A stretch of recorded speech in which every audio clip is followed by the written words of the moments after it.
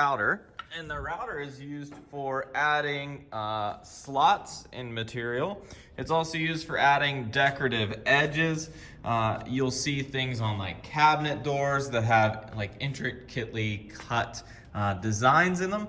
And our router is mounted upside down on a table, so that's actually our router. And we have handheld routers and this table router, and the table router makes it very easy and quick to just set up what you need to do. So there is a makeshift fence on here. It's just clamped material, but you can see this is offset 1 inch, right? And it is 1 inch to the bit, right? So this one doesn't have a blade, it has a bit.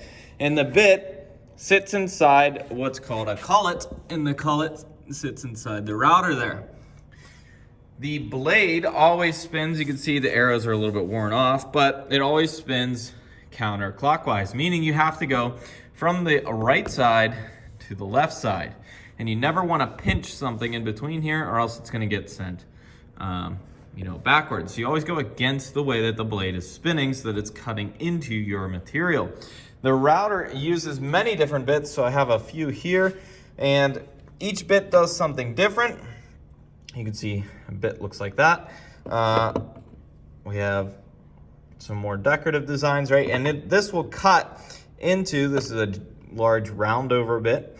That's how you get wood to have a rounded over, or a what we would call in on shape, like a fillet or a chamfer. A chamfer is going to be a diagonal on the corners there, and then a fillet's going to be a rounded side.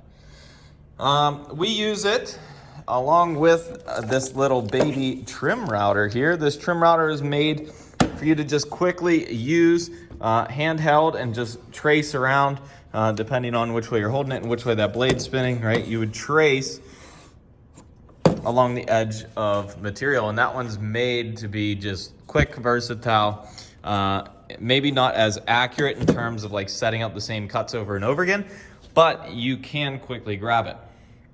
The way that the router works is we adjust the height by loosening this here, and then up here we can twist to lower and raise our bit, right? So I'm just running a piece of scrap wood here through it in order to do a demo. Router is very easy to use. You just want to make sure that whenever you plug it in, the switch isn't on. There is a switch here, and then we have a safety switch here whenever this is plugged in to an extension cord, which it usually is, right? So you turn it on here, turn it off there, right? You notice I always use push sticks. If you're doing something on like edge work or something like that, you don't have to use push sticks because your hands will be very far from the bit. But anytime you're going directly over or very, very close, you want to make sure that you have push blocks, push sticks, something to help you. But again, the router is very easy to use. Here's a quick look at a slot. You could use this for like picture frames. You can prepare a track for a drawer, right? And then over here, which is currently not running, but should be running very shortly, is a CNC router where it's mounted on an arm, right? And that bit spins up. You can see the bit inside there. That bit spins up, and then it works based off of computer numerical control. It has XYZ coordinates. You put in what are called tool paths, and it'll trace whatever you want. So you can see like cutouts of what people have made before.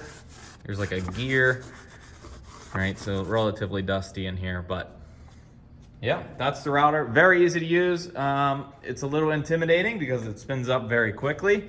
If you're not holding your material down, tight enough, it's gonna shoot out of your hands. So you just wanna make sure that you are firmly holding your stock as you're running it through. All right, good luck on your safety test.